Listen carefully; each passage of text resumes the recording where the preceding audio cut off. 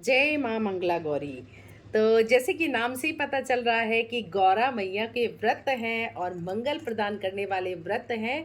तो सावन के मंगलवार को जो व्रत किए जाते हैं वो मंगला गौरी व्रत कहलाते हैं। तो मंगला गौरी व्रत सभी सुहागिन महिलाएं माता से अपने अखंड सौभाग्य की प्राप्ति के लिए करती हैं, यानी कि हमारा सुहाग बना रहे और हमारे सुहाग की लंबी आयु हो, अखंड सौभाग्यवती का वरदान माँ गौरा हमें प्रदान करे, ऐसा आशीर्वाद पाने के लिए मंगला गौरी का व्रत किया जाता है। तो सावन महीने के सोमवार के व्रत तो सभी करते ही हैं, 16 सोमवार भी करते हैं और बहुत सारे लोग तो पूरे सावन के व्रत करते हैं। और उसी व्रत के साथ में सोमवार से अगले दिन जो मंगल आता है उसे ही मंगला गौरी व्रत कहा जाता है। तो जैसे सावन का महीना भगवान भोलेनाथ को समर्पित है, वैसे ही सावन के जो मंगलवार हैं वो माँ गौरा को समर्पित हैं। माँ मंगला गौरी का व्रत बहुत ही सौभाग्यों को देने वाला होता है, बहुत महत्वपूर्ण ये व्रत होता है। सुख सौभाग्य की प्राप्ति इससे होती है।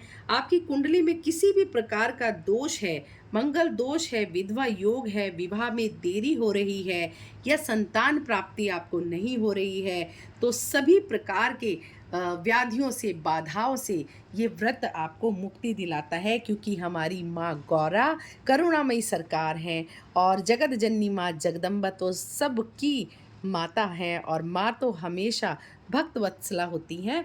तो इसीलिए मंगला गौरी व्रत किया जाता है, क्योंकि बहुत सारी जगह पर क्या होता है कि ये व्रत कंपलसरी होता है, मतलब जो नव विवाहित स्त्रियां होती हैं वो 1 साल के सभी मंगल रखती हैं। और बहुत सारी जगह ऐसा होता है कि इस व्रत को अपने मायके में जाके उठाना होता है, यानी पहला जो व्रत किया जाता है वो मायके में किया जाता है, अधिक फलदायी होता है। और उसके बाद के जो व्रत होते हैं वो आप ससुराल में कर सकते हैं, यानी कि पहला जो मंगल होगा वो मायके में किया जाता है। इस तरह से इस व्रत को बहुत जगह अलग अलग मान्यताओं के रूप में किया जाता है, लेकिन बहुत सारे लोग बाहर रहते हैं, किसी का मायका बहुत दूर होता है तो वो मायके नहीं जा सकता, तो फिर ससुराल से ही इस व्रत को शुरू किया जाता है। तो कई तरीके से ये व्रत किया जाता है, जैसे कि सावन के सोमवार जब होते हैं तो उससे अगले दिन जो मंगल होता है उस दिन मंगला गौरी व्रत किया जाता है। तो मंगला गौरी व्रत 4 तरह से किया जाता है। जैसे सावन के पहले मंगलवार से शुरू करके आपको चौथे मंगलवार तक ये व्रत करना चाहिए और चौथे मंगलवार पर आपको उद्यापन कर देना चाहिए, या फिर सावन के मंगलवार से शुरू करके लगातार 16 मंगल आपको ये व्रत का संकल्प लेना चाहिए, या फिर 1 साल के अंदर आने वाले सभी मंगलवार, यानी इस सावन से अगले सावन तक आने वाले सभी मंगलवार का आपको व्रत करना चाहिए। और अगले साल के जो मंगल होंगे, सावन क्या लास्ट मंगल होगा, उस दिन आपको उद्यापन कर देना चाहिए। या फिर 5 साल का संकल्प लिया जाता है, यानी इस सावन से शुरू करके आने वाले जो 5 साल के मंगलवार आएंगे सावन के, तब तक ये व्रत किया जाता है, यानी सिर्फ सावन सावन में किया जाता है और अंतिम 5 साल का जो मंगल आएगा उस दिन इसका उद्यापन किया जाता है। तो ये पूर्ण रूप से आपकी श्रद्धा भक्ति भाव पर निर्भर है कि आपको किस तरह से व्रत का संकल्प लेना है। तो आप सोच समझ लीजिएगा, उसी तरह से आपको संकल्प लेना है कि आप किस तरह से निभा पाएंगे। इस व्रत को करने से आपके जीवन में मंगल ही मंगल आता है, आपके पति की आयु सौभाग्य में वृद्धि होती है, संतान की कामना करने वाले को संतान प्राप्ति होती है और दाम्पत्य जीवन खुशियों से भर जाता है।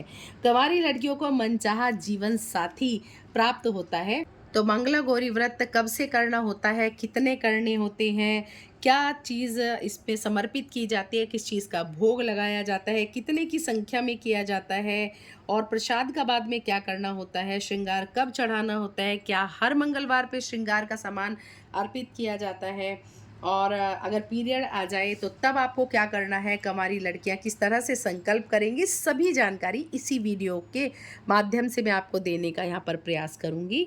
तो अंत तक आप बने रहिएगा और पूरी सरल विधि से मैं आपको पूजा बताऊंगी, किस तरह से पूजा आपको करनी है, किस तरह से चौकी की आपको स्थापना करनी है, कैसे करना है, क्या करना है, कितना आपको किस तरह से चीज़ें अगर नहीं हैं आपके पास तो आप उसके बदले क्या कर सकते हैं, सभी जानकारी लेकर मैं इस वीडियो में आई हूँ, तो अंत तक ज़रूर बने रहिएगा। अगर अभी तक आपने चैनल सब्सक्राइब नहीं किया है तो चैनल को ज़रूर से सब्सक्राइब कर लीजिए।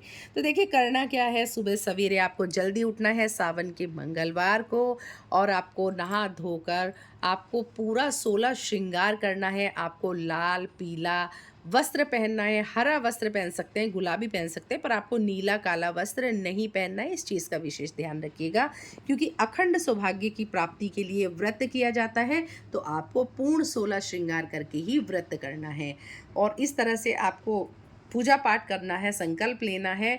और अगर आपको बाई चांस पीरियड आ जाता है तो फिर आप ये पूजा अपने स्थान पर किसी और सुहागिन महिला से, यानी अपनी सास से या नंद से करवा सकती हैं, या फिर पंडित जी से आप करा सकती हैं। और अगर आपको बीच में पीरियड आ जाता है तो फिर आपको व्रत नहीं छोड़ना है, व्रत आपको ज़रूर करना है। मानसिक भाव से आपको पूजा करनी है और अपने स्थान पर किसी और से आपको पूजा करानी है। चलिए पूजा शुरू करते हैं। तो सबसे पहले एक पटरा हम ले लेते हैं। पटरे पे मैंने यहाँ पर लाल कपड़ा बिछा लिया है। अब इसके बाद हम यहाँ पर सबसे पहले विराजमान करेंगे गौरा मैया को। शिव भोलेनाथ, माँ गौरा की आपके पास जो भी तस्वीर है आप उसको विराजमान कर सकते हैं, या फिर आप कोई फ़ोटो यहाँ पर विराजमान कर सकते हैं, मूर्ति विराजमान कर सकते हैं। तो मेरे पास यहाँ पर मूर्ति है भगवान की, शिव परिवार की, तो मैं उसी को विराजमान करती हूँ। पहले हम थोड़े से अक्षत यहाँ पर रखकर शिव भगवान माँ गौरा को स्थापित कर लेते हैं। बोल मंगला गौरा मैया की जय, भोलेनाथ की जय। बोल गजानन गणपति की जय, शिव भोलेनाथ की जय। मंगला गौरा मैया की जय, कार्तिकेय जी भगवान, नंदी भगवान की जय, शिव परिवार की जय, माँ मंगला गौरी की जय। तो इस तरह से हमें माता को यहाँ पर विराजमान करना है। पूरी तस्वीर जो है आपके पास, फोटो इत्यादि, आप उसको विराजमान कर सकते हैं।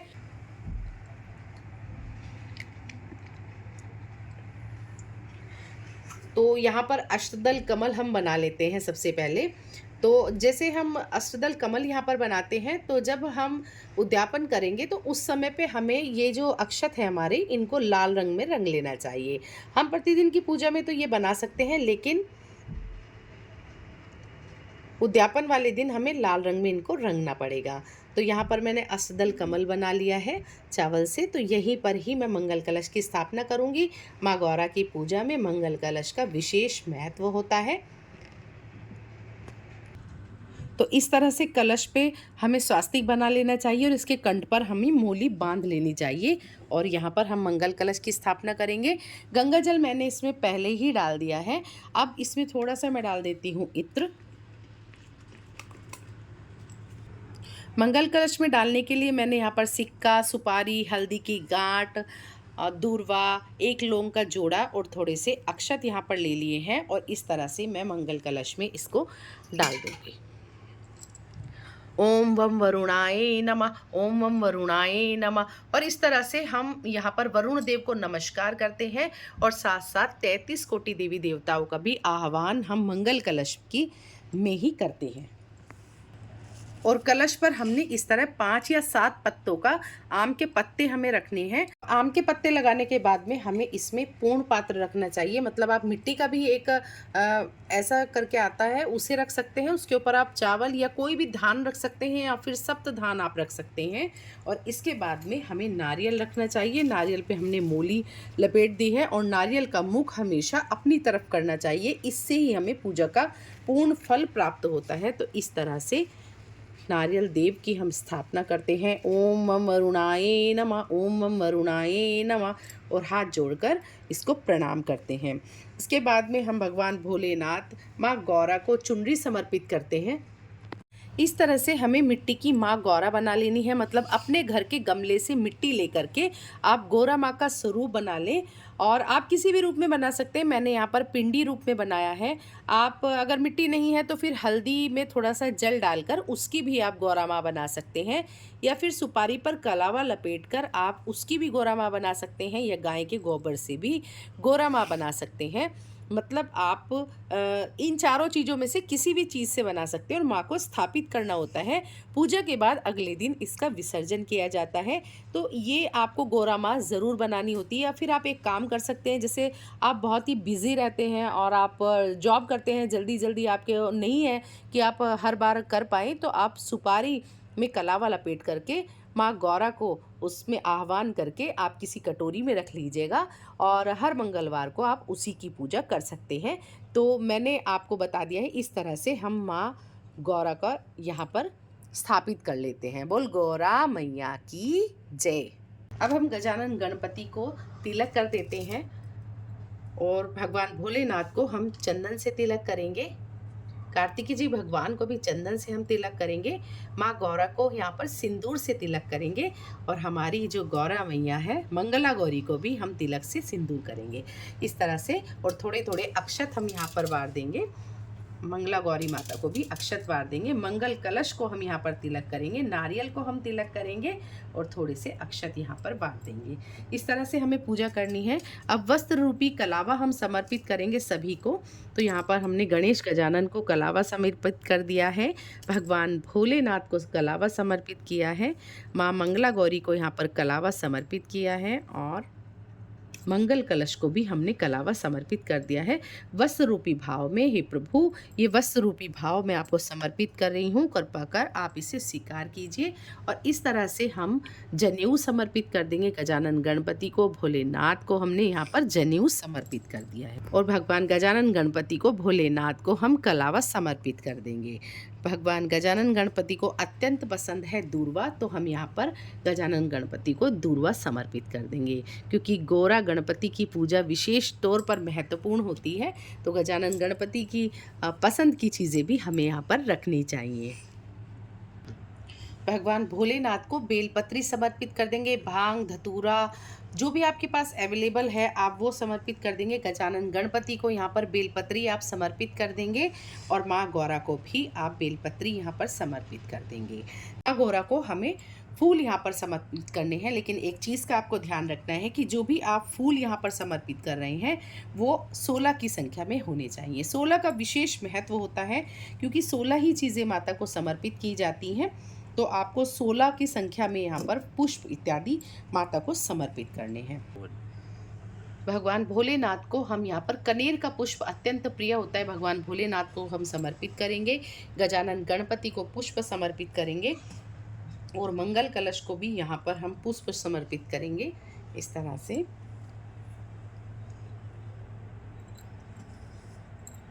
और जो हमने माँ गौरा बनाई है इनको हमने 16 पुष्प पहले ही समर्पित कर दिए हैं, तो 16 पुष्प ज़रूर आपको समर्पित करने चाहिए। इसके बाद इस तरह से हमें 16 पत्तियाँ लेनी है। हम अलग अलग वृक्षों की पत्तियाँ लें तो बहुत अच्छा होगा, लेकिन अगर आपको अलग अलग वृक्ष की पत्तियाँ नहीं मिल पा रही हैं तो जैसे मान लीजिए 4 आपको वृक्ष मिल रहे हैं तो उसकी 4-4 पत्तियाँ आप ले लीजिए, तो वो 16 पत्तियाँ हो जाएंगी।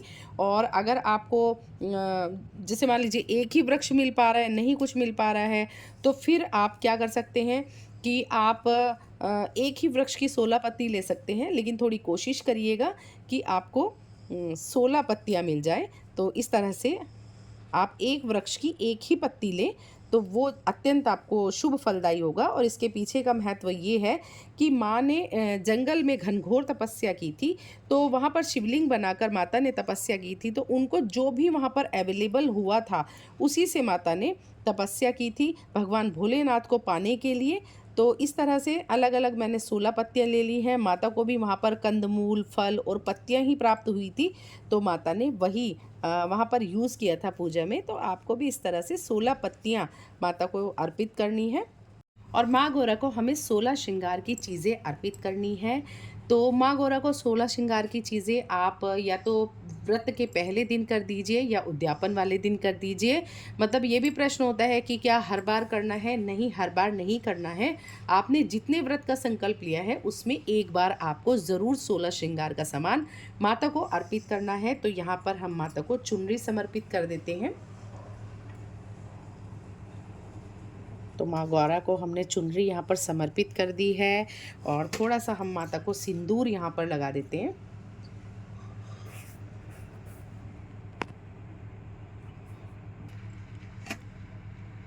माता को मेहंदी हम समर्पित कर देते हैं, ऐसा भाव करके कि यहाँ पर माता के हाथ हैं इस तरह से, और थोड़ा सा यहाँ पर माता को हम इत्र समर्पित कर देते हैं।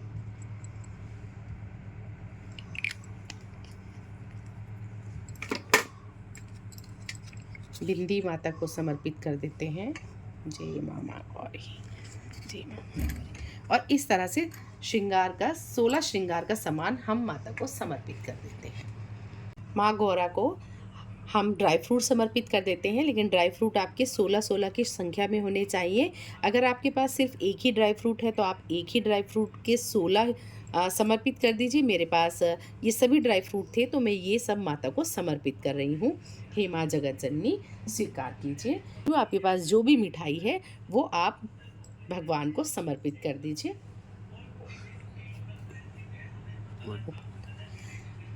हमें 16 फल समर्पित करने हैं। आप चाहें तो अलग अलग फल भी ले सकते हैं या फिर आप एक ही तरह के 16 फल ले सकते हैं, तो इनको भी आप माँ गौरा को समर्पित कर दें। जय माँ गौरा। माँ गौरा की पूजा में आटे के हलवे का विशेष महत्व होता है। आप चाहें तो आटे का हलवा बना लीजिए या फिर आप आटे के लड्डू बनाकर उसका भोग लगा सकते हैं, लेकिन आटे का हलवा ज़रूर बनाया जाता है।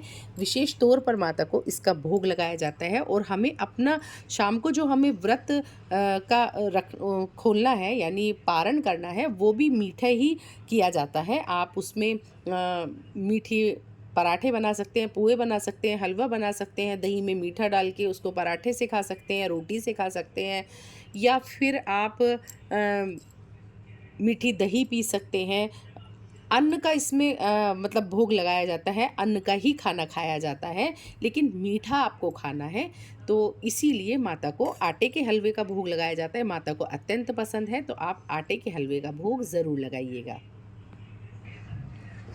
16 चम्मच हलवा आपको लेना है। 16 का विशेष महत्व है, तो 16 चम्मच आपको हलवा लेना चाहिए। नींबू का अगर आपको वृक्ष मिल जाए और उसका पुष्प आपको मिल जाए तो वो माता को बहुत पसंद होता है, उसका माता को वो अर्पित किया जाता है। लेकिन अगर आपके पास नींबू का पुष्प नहीं है तो आप इस तरह से माता को नींबू समर्पित कर सकते हैं। इस तरह से हमें एक आटे का चहुमुखी दीपक बनाना है। इसमें 4 मैंने कलावे की बाती ले ली है, मतलब मेरे पास ये जो कलावा है ये 5 बाती का है, तो एक बाती मैंने हटा करके यहाँ से इस तरह से 4 बाती का ले लिया है। तो 4 4 8 4 3 12 4 चौक 16, तो 16 यहाँ पर बाती हमें लेनी है, क्योंकि 16 का विशेष महत्व है। 16 हमें लेनी है और ये इसी तरह हमें आटे का सिलबट्टा बना लेना है। अगर आपके पास ओरिजिनल सिलबट्टा है तो आप वो भी पूजा में रख सकते हैं, इसका विशेष महत्व होता है, इसकी पूजा भी होती है। और नहीं है तो फिर आप आटे का इस तरह से सिलबट्टा बना लेंगे। और ये चहुमुखी जो दीपक होता है ये चारों दिशाओं को रिप्रेजेंट करता है, और ये जो 16 बाती होती हैं ये हमारे 16 श्रृंगार को रिप्रेजेंट करती हैं। तो इस तरह से इसको माता के सामने हमें प्रज्वलित करना है। तो इस तरह से चहुमुखी दिया हमें यहाँ पर प्रज्वलित करना है 16 बाती का। और अगर आप 16 बाती का इस तरह से नहीं बनाना चाहते हैं तो आप छोटे छोटे 16 दिए आटे के बना सकते हैं। उसमें आप गोल बाती रख लीजिए, उनको एक थाली में रख लीजिए, तो आप इस तरह से 16 दिए भी यहाँ पर प्रज्वलित कर सकते हैं माता के सम्मुख। और ये सिलबट्टा मैंने आपको बता दिया है। इसके बाद में हमें यहाँ पर दक्षिणा समर्पित करनी है, क्योंकि दक्षिणा इसलिए समर्पित की जाती है कि हमारी पूजा में अगर किसी भी चीज़ की कोई कमी रह गई है तो हमें क्षमा याचना करें प्रभु, क्योंकि बहुत सारा इसमें से सामान जो है वो पंडित जी पे जाना होता है। तो दक्षिणा हमें ज़रूर से यहाँ पर रखनी चाहिए। आपको इस तरह से हाथ में अक्षत पुष्प और जल लेकर संकल्प करना है माता के सामने कि आप कितने व्रत का संकल्प ले रहे हैं। ये कितने प्रकार से किया जाता है। सावन में पड़ने वाले सभी मंगल का आप कर सकते हैं और आखिरी मंगल में आप उद्यापन कर सकते हैं, या इस सावन से शुरू करके एक साल में जितने भी मंगल आते हैं उतने मंगल का आप संकल्प ले सकते हैं और अगले सावन के अंतिम मंगलवार को आप उद्यापन कर सकते हैं। या फिर 5 साल के आप सावन के मंगलवार का संकल्प ले सकते हैं। 5 साल में जब भी सावन आएगा, उन मंगलवार का आपको मंगला गौरी का व्रत करना है और 5वें साल में जो अंतिम मंगल होगा, उस पर आपको उद्यापन करना है। या फिर आप 16 मंगलवार का संकल्प ले सकते हैं। इस तरह से आप हाथ में इस तरह रख कर के अक्षत, पुष्प और जल रखकर माता के सामने संकल्प करना है आपको। हे माँ, अमुक नाम, अपना नाम लीजिए, अपने पति का नाम लीजिए, अपने गोत्र का नाम लीजिए, यानी कि विवाहित स्त्री का जो गोत्र होता है वो पति का गोत्र होता है और कुंवारी स्त्री का जो गोत्र होता है वो माता पिता का गोत्र होता है, यानी पिताजी का उनका गोत्र होता है। मेरा गोत्र ये है, ये स्थान, ये दिनांक इस राज्य में और भारतवर्षे जम्बुक द्वीपे मैं आपके सामने इतने मंगलवार का संकल्प लेती हूँ, मंगला गौरी का संकल्प लेती हूँ। मैं निराहार, फलाहार या साहार जैसा भी आपको रखना है उस तरह से आपको बोलकर माता के सामने संकल्प लेना होता है और अपनी मनोकामना कहनी होती है। मैं इस मनोकामना पूर्ति के लिए आपके समक्ष ये व्रत का संकल्प ले रही हूँ। माँ, मेरी ये मनोकामना है, ये आप पूरी करिएगा। और जो भी कंवारी लड़कियां हैं वो अपने पिताजी का गोत्र बोल करके व्रत का संकल्प लेंगी। तो ये जो व्रत होता है ये अखंड सौभाग्य की प्राप्ति के लिए होता है। पति पत्नी के संबंध अगर मधुर नहीं हैं उसके लिए होता है। आपकी जन्म पत्री में मंगल दोष होता है तो उस दोष को दूर करने के लिए विधवा योग होता है, उसको दूर करने के लिए पुत्र प्राप्ति नहीं हो रही है उसके लिए, या योग्य वर की प्राप्ति नहीं हो रही है उसके लिए ये व्रत किया जाता है। और इस तरह से संकल्प लेने के बाद में आप इसको इस तरह से छोड़ देंगे। मंगला गौरी व्रत में आपको एक समय मीठा भोजन करना चाहिए, यानी अन्न का भोजन आप कर सकते हैं। और आपको अगर मान लीजिए पीरियड आ जाता है या आपकी तबीयत ख़राब है, किसी वजह से आप ये पूजा नहीं कर पा रहे हैं, तो आप अपने स्थान पर किसी और से इस पूजा को कराइएगा। और मानसिक जाप आपको करना है, मानसिक रूप से आपको पूजा करनी चाहिए। लेकिन आपको किसी भी सूरत में इस व्रत को नहीं छोड़ना चाहिए, क्योंकि आपने इसका संकल्प लिया है। तो फिर जब हम संकल्प लेते हैं तो हमें कोई भी व्रत नहीं छोड़ना चाहिए। आप अपने घर में किसी सदस्य से या फिर पंडित जी से कहकर पूजा करा सकते हैं। सभी चीज़ें माता रानी को समर्पित करने के बाद में आपको मंगला गौरी व्रत की कथा कहनी चाहिए। और कथा बहुत लंबी है तो वो मैं आपको दूसरी वीडियो में कथा दे दूंगी। अभी आपको मैंने सरल पूजा विधि आपको बताई है। देखिए, पूजा आप चाहे तो कितनी लंबी कर सकते हैं, आप चाहे तो कितनी भी छोटी कर सकते हैं, लेकिन सरल से सरल मैंने आपको ये घर पर पूजा बताई है। और इसके बाद भी कुछ लोगों को देखे इतना सब वो नहीं कर पाते हैं, बहुत सारी समस्याएं होती हैं। तो फिर ऐसी परिस्थिति में मैंने आपको बताया है कि एक आप मिट्टी की गोराजी बना लीजिए, वो 2 मिनट में बन जाएंगी। नहीं तो सुपारी पे कलावा लपेट करके उसको एक आप प्लेट में विराजमान करिए और जो भी चीज़ें इसमें से पॉसिबल हैं माता को अर्पित कीजिए। जल्दी से आप ऑफिस वगैरह जा सकते हैं। और अगर आपको शाम को समय मिल रहा है तो आप शाम को ज़रूर विस्तृत पूजा करिए, और नहीं तो फिर उद्यापन वाले दिन आपकी पूजा में जो भी कमी रह गई हो उसको दूर करिएगा। मतलब सारी पूजा विधि विधान पूर्वक आपको करनी चाहिए। और इसके बाद में हमें आरती कर लेनी चाहिए। जय मंगला गौरी माता मैया, जय मंगला गौरी माता, ब्रह्म सनातन देवी शुभ फल कदाता। ओम जय मंगला गौरी माता, हरिकुल पद्म विनाशनी, जय सेवक त्राता मैया, जय सेवक त्राता, जग जीवन जगदम्बा, हरि हरे गुण गाता। ओम जय मंगला गौरा माता। पूजा होने के बाद में इस तरह से हमें जल यहाँ पर समर्पित कर देना चाहिए, क्योंकि भोग समर्पित किया है तो जल भी अवश्य ही समर्पित करना चाहिए। और धूप दीप नैवेद्य जो है वो अपने घर के सभी सदस्यों को आपको इस तरह से देना चाहिए। अगर सुहागिन महिलाएं हैं तो आप जोड़े से इस पूजा को करेंगे तो बहुत ही शुभ फलदायी होता है। और पूजा समाप्त होने के बाद में हाथ जोड़कर माता से प्रार्थना करेंगे, हे माता, मुझ दीनहीन से जैसी भी पूजा बन पड़ी है आप इसे स्वीकार कीजिए।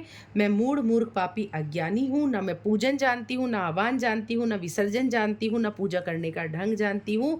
मैंने मंत्रहीन, क्रियाहीन, भक्तिहीन, भावहीन जो भी पूजन किया है आपकी दया से सब पूर्ण हो। सैकड़ों अपराध करके भी भक्त आपकी शरण में आकर केवल जगदम्ब कहकर ही मोक्ष को प्राप्त करता है। मैं जैसी भी हूँ इस समय आपकी शरण में हूँ, आपकी दया की पात्र हूँ। बुद्धि भ्रष्ट होने से, अज्ञानता से मैंने जो भी कम या अधिक कर दिया है उसके लिए मैं क्षमा प्रार्थी हूँ। आप मुझ दीन पर कृपा करिए, मेरे अपराधों को क्षमा करके मेरे द्वारा किए हुए इस सूक्ष्म से पूजन को आप स्वीकार कीजिए। हे माता रानी, आप भक्त वत्सला हो, मैं आपकी शरण में हूँ। इस तरह से माता से आपको प्रार्थना करनी चाहिए। इस तरह से मंगला गौरी की जो सरलतम विधि थी वह मैंने आपको बता दी है। और आपको अगर ये वीडियो पसंद आया है तो ज़रूर से लाइक कमेंट शेयर कीजिएगा। चैनल में नए हैं तो चैनल को सब्सक्राइब कीजिएगा और सभी भक्तों तक इस वीडियो को पहुंचाइएगा। जिसको भी मंगला गौरी का व्रत रखना है उन सब तक ये वीडियो आप ज़रूर पहुंचाइएगा। चौकी का विसर्जन कैसे करना है और उद्यापन इसका कैसे करना है उसके लिए मैं एक अलग से वीडियो बनाकर आपके साथ शेयर करूँगी। तो ज़रूर से लाइक कमेंट शेयर कीजिएगा। चैनल में नए हैं तो सब्सक्राइब कीजिएगा। मिलते हैं नई वीडियो के साथ। बोल मंगला गौरा मैया की जय। बम बम भोले भोलेनाथ की जय।